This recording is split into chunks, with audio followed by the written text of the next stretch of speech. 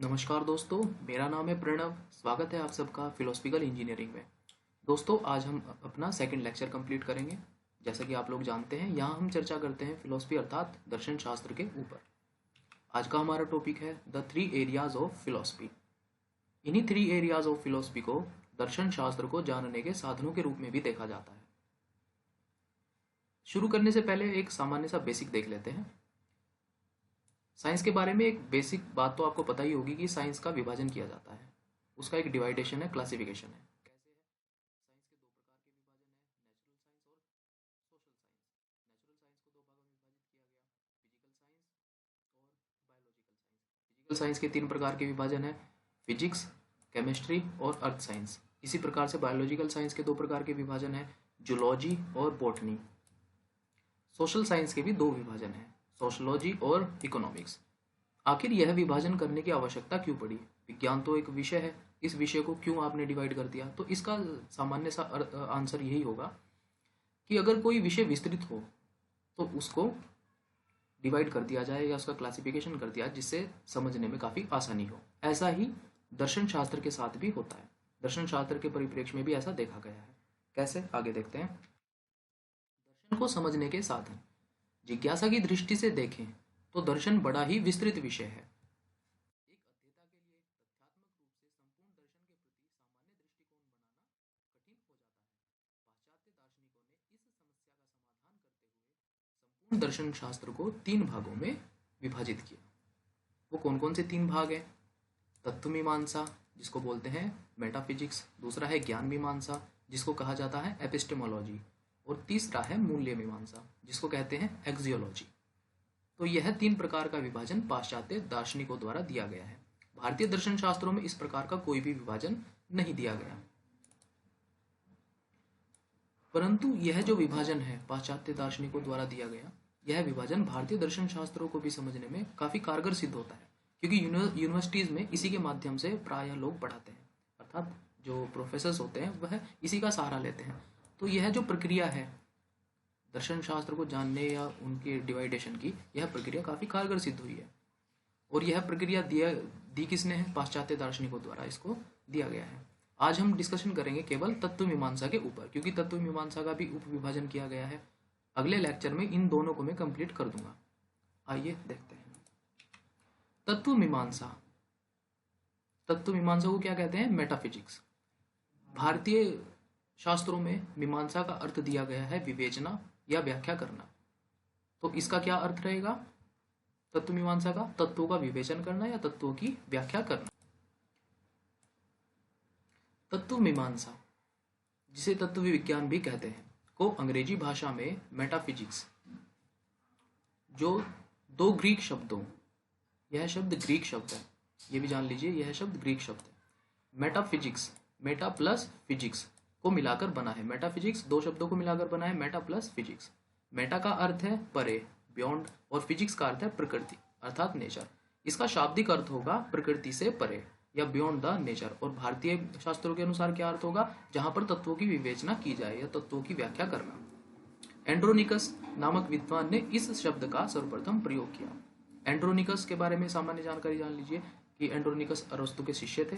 इन्होंने अरस्तु की जितनी भी बुक्स थी उनको कलेक्ट किया और उनको प्रकाशित कराया। तो काफी योगदान इनका अरस्तु के प्रकाशन में देखा जाता है। अरस्तु के द्वारा जितनी भी पुस्तकें प्रकाशित कराई वह एंड्रोनिकस के द्वारा ही की गई।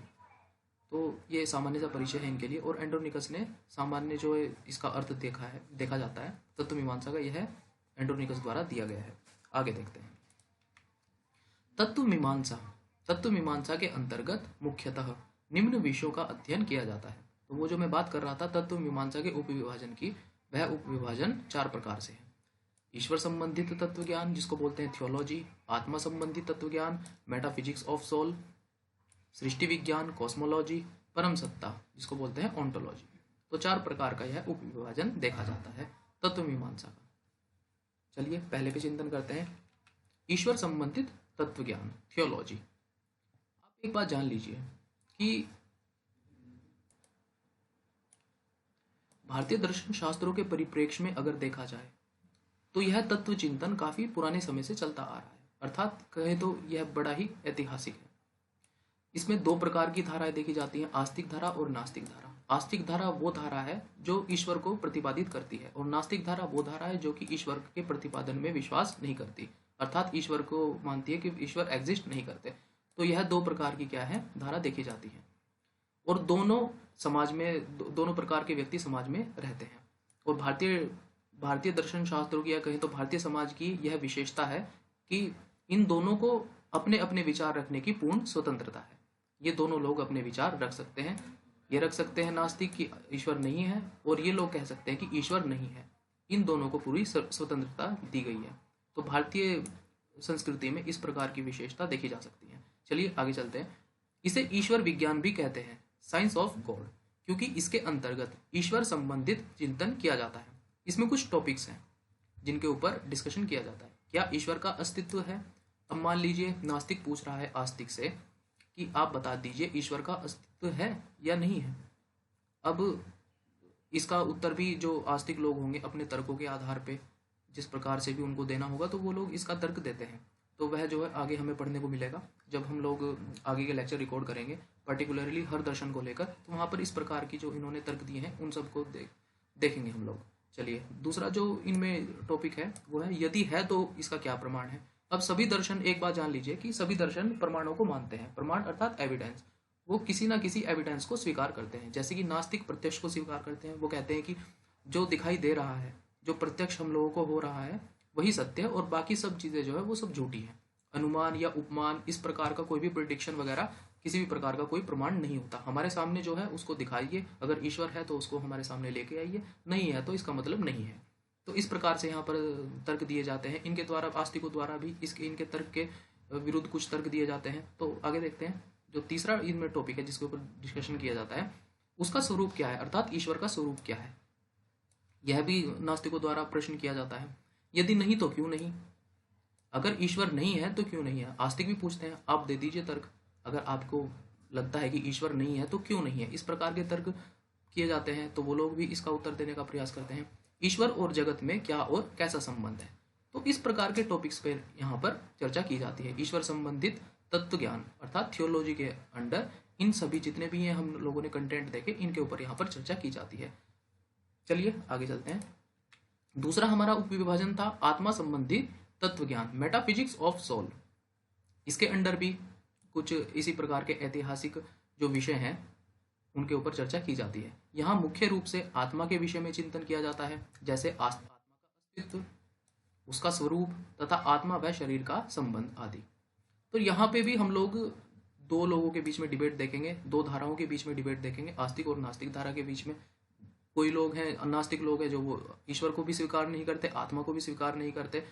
तो इस प्रकार से जो देखा जाता है यहाँ पर, इस प्रकार से डिबेट हम लोग देखेंगे।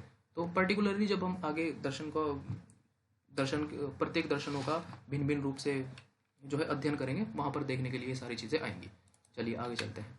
सृष्टि क्रम, यह काफ़ी रोचक विषय रहेगा। जो लोग थोड़ा साइंस से रिलेट करते हैं दर्शन को, उन लोगों के लिए काफ़ी अच्छा टॉपिक रहेगा, क्योंकि इसके ऊपर रिसर्च भी काफ़ी हुई है, बहुत सारी पीएचडी इसके ऊपर लिखी गई है। तो यह काफ़ी अच्छा और मॉडर्न विषय रहता है।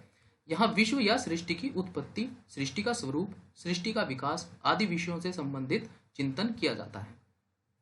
तो आप एक चीज़ देख लीजिए, यहाँ पर हम जब हमारे आगे लेक्चर शुरू होंगे इससे संबंधित, तो वहाँ पर हम दोनों प्रकार के डिस्कशन करेंगे। जैसे कि आज के परिप्रेक्ष्य में अर्थात मॉडर्न परिप्रेक्ष्य में साइंस क्या कहती है, और जो एंशियंट परिप्रेक्ष्य है दर्शन शास्त्रों के रूप में, वहाँ पर किस प्रकार से सृष्टि क्रम का विभाजन किया गया है। जैसे कि सृष्टि क्रम से एक सामान्य सी बात बता देता हूँ। जैसे कि सृष्टि की उत्पत्ति कैसे हुई, साइंस मानता है बिग बैंग थ्योरी के द्वारा हुई। बिग बैंग थ्योरी के बाद यहाँ पर जितना भी हम लोग विस्तार देख रहे हैं ब्रह्मांड का, गैलेक्सी का और सौर तंत्र का, इस प्रकार से जो विभाजन हम देखते हैं यह क्यों हुआ। तो इस प्रकार से हम इन तत्वों पर भी चिंतन करेंगे। और भारतीय परिप्रेक्ष्य में क्या कहा गया है प्रत्येक दर्शन ने, 9 के 9 दर्शन, इन सभी के बारे में, इन सभी ने क्या क्या सृष्टि की उत्पत्ति के विषय में कहा है। और जो लार्ज हाइड्रो कोलाइडर अर्थात जो पीटर हिग्स को जिसके लिए नोबेल पुरस्कार मिला था, उनके ऊपर भी चर्चा करेंगे, क्योंकि वो भी कहीं ना कहीं गॉड पार्टिकल के रूप में यहाँ रिलेट करता है। तो न्याय शास्त्र और कहें तो गॉड पार्टिकल, ये दोनों काफ़ी एक दूसरे से जुड़े हुए से लगते हैं, है तो भिन्न लेकिन थोड़ा बहुत इनमें रिलेट करती हैं चीज़ें, तो इनके ऊपर भी हम चिंतन करेंगे, तो काफ़ी रोचक रहेगा यह देखना। चलिए अब आगे देखते हैं आगे कौन सा टॉपिक है। जो चौथा इस प्रकार का हम लोग उपविभाजन देखते हैं वो देखते हैं परम सत्ता ओंटोलॉजी के रूप में। इस शब्द का सर्वप्रथम प्रयोग जर्मन दार्शनिक सी वुल्फ ने किया। सत्ता शास्त्र में सत्ता का तात्पर्य परम सत्ता अल्टीमेट पावर से है। इसके अंतर्गत परम सत्ता एवं उसके अस्तित्व एग्जिस्टेंस से संबंधित चिंतन किया जाता है। जैसे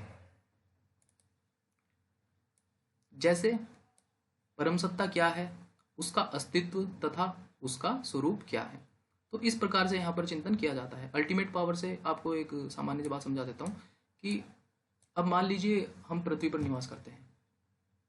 पृथ्वी पर कुछ कॉन्टिनेंट्स हैं, कॉन्टिनेंट्स के अंदर कुछ कंट्रीज हैं, तो कंट्रीज के कोई ना कोई रूलर होते हैं। तो अब मान लीजिए कि सुपर पावर यहाँ पर कौन है, अल्टीमेट पावर अर्थात सर्वोपरि जो शक्ति है भारत में वो राष्ट्रपति, या कही जा सकते हैं तो मूल रूप से तो प्रधानमंत्री को ही परम शक्ति कहा जाता है। ऐसे ही भिन्न भिन्न देशों में भिन्न भिन्न प्रकार के रूलर होते हैं, तो वो लोग क्या करते हैं, सुपर पावर कहे जाते हैं या अल्टीमेट पावर उनको कहा जाता है। तो अब देखें तो पूरे सृष्टि की अगर दृष्टि से देखें, एक ब्रॉड वे में देखें, तो संपूर्ण सृष्टि को चलाने वाली भी कोई ना कोई पावर होती ही होगी। तो इस प्रकार से यहाँ पर चिंतन किया जाता है अल्टीमेट पावर के अंदर, परम सत्ता ओंटोलॉजी के अंदर। तो आगे देखते हैं। तो दोस्तों मैं आपको बाकी जो दो टॉपिक बचे हुए हैं आज तो हमने कंप्लीट कर दिया है तत्व मीमांसा के रूप में अपना प्रथम विभाजन, और इसके अंदर जितने भी उप विभाजन 4 उप विभाजन थे इनको हमने डिस्कस किया। अब आगे आने वाले लेक्चर्स में हम लोग क्या, आगे आने वाले अपने लेक्चर में हम लोग ज्ञान मीमांसा और आचार मीमांसा के ऊपर डिस्कशन करेंगे। उन दोनों को मैं अगले लेक्चर में कंप्लीट कर दूंगा। तो दोस्तों पढ़ते रहिए, खुश रहिए। थैंक्स दोस्तों।